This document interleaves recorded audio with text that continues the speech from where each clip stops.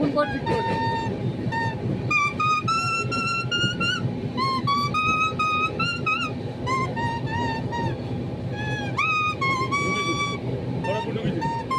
এই ব্রিজটা পারি না এই তো এটা চালিয়ে তোমার একদম কাটা পর্যন্ত যাবে, কাটা ইয়ে তোমার রাঁচি ফাঁচি সব ওটা দিয়ে যাবে।